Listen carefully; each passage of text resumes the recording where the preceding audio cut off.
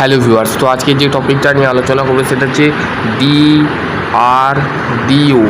ঠিক আছে, ডিআরডিওর তরফ থেকে ARDE এর ভ্যাকেন্সি বেরিয়েছে। ঠিক আছে, যেখানে পুনে লোকেশান পুনে লোকেশানে কিন্তু তোমাদের বেরিয়েছে ডিআরডিওর তরফ থেকে। তো এখানে কি কোয়ালিফিকেশান লাগছে বিটেক যারা করেছো এবং এমটেক যারা করেছো এবং পিএইচডি যারা করেছো তারা এখানে অ্যাপ্লাই করতে পারবে। ঠিক আছে, প্রথমে হচ্ছে junior research fellow.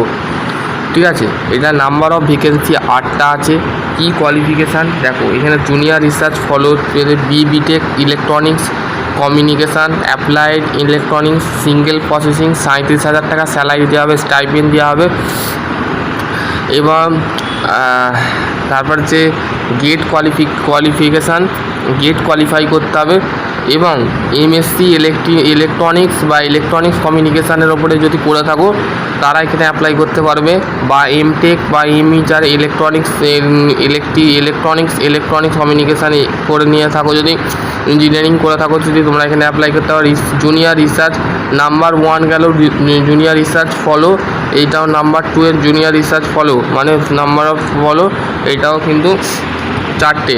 B Tech computer science engineering করে থাকো বা আইটির ওপরে যদি করে থাকো, ডেটা সায়েন্সের ওপরে যদি করে থাকো, সফটওয়্যার ইঞ্জিনিয়ারিংয়ের ওপরে যদি করে থাকো, বিটেক এআই এর ওপরে, এমএল এর ওপরে, বিগ ডেটার ওপরে, analysing of similar of discipline, GATE qualification of MSc computer science যারা করে থাকো first sem NET and GATE qualification 37,000 টাকা তোমাদের স্টাইপেন্ড দেওয়া হবে।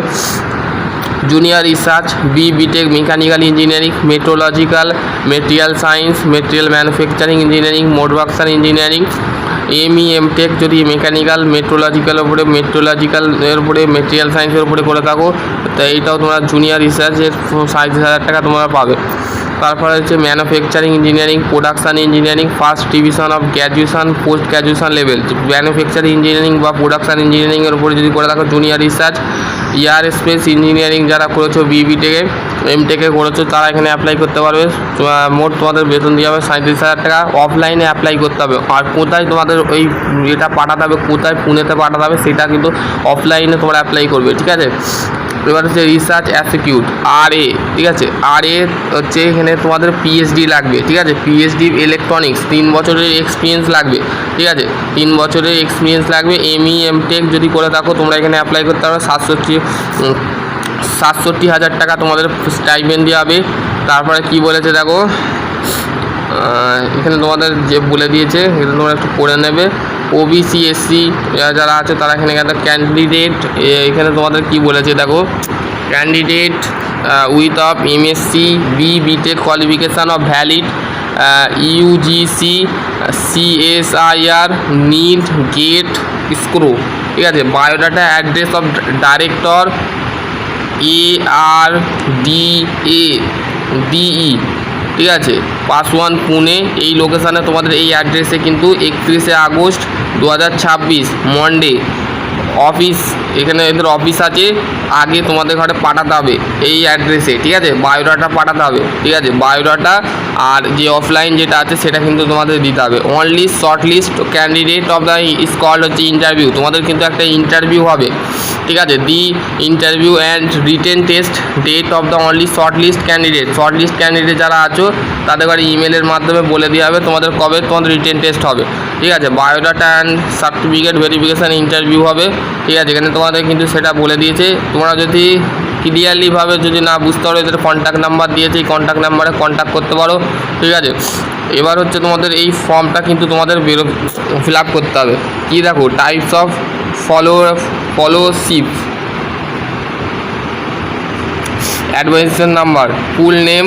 ঠিক আছে, এখানে তোমাদের কিন্তু দিতে হবে, একটা ফটো দিতে হবে, ফাদার নেম নাম দেবে, মাদার নেম দেবে, স্পোনেস নেম দেবে, জেন্ডার ফিমেল না ফিমেল না আদার ক্যাটাগরি তো সেটা দেবে, জেনারেল না ওসি এসসি ওবিসি দেবে, এজ লিমিট ইয়ার মান্থ দেবে, corresponding address permanent address, pincode number, mobile number, email ID, alternative email. এবার হচ্ছে তোমাদের মাধ্যমিক পাস করেছো তা এখানে মাধ্যমিক পাসের সাবজেক্ট দেবে, তারপরে হচ্ছে বিটেক দেবে, এমটেক দেবে, পিএইচডি করে থাকলে পিএইচডি দেবে, ঠিক আছে।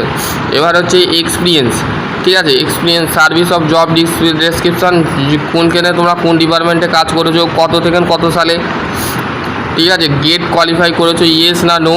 ইউজিসি যেগুলো লাগছে কোয়ালিফাই লাগবে, UGC, CSIR, NET, GATE exam, এখানে ইয়েস দেবে, রোল নাম্বার, ইয়ার, স্ক্রো দেবে, এনে দিয়ে সিগনেচার করবে। এইটাই ছিল একটা নোটিফিকেশান। আশা করছি তোমাদের যদি আরও কোনো কোয়ারি থাকে অবশ্যই কমেন্ট সেকশানে কমেন্ট করবে। ভালো লাগলে লাইক কমেন্ট শেয়ার করতে অবশ্যই ভুলবে না। সকলে ভালো থাকো, সুস্থ থাকো। আর যারা বিটেক পাস করেছো, এমটেক পাস করেছো, পিএইচডি পাস করে বসে আছো, যারা অল্প সময়ের মধ্যে চাকরি খুঁজছিলে, তো তাদের ক্ষেত্রে একটা দারুণ চাকরি এনেছি। তো সেই ক্ষেত্রে যারা করতে চাও, যারা ঘরে বসে আছো, যারা বেকার হয়ে আছো, এই পরীক্ষাগুলো দাও, দিয়ে কোয়ালিফাই করো, ঠিক আছে। আশা করছি তোমাদের যদি আরও কোনো কোয়ারি থাকে অবশ্যই কমেন্ট সেকশানে কমেন্ট করবে। সকলে ভালো থাকো, সুস্থ থাকো, থ্যাংক ইউ।